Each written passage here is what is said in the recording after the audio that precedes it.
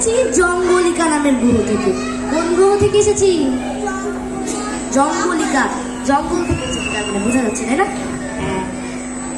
ওকে, আজ আমার সাথে মজার এক ঘটনা হয়েছে।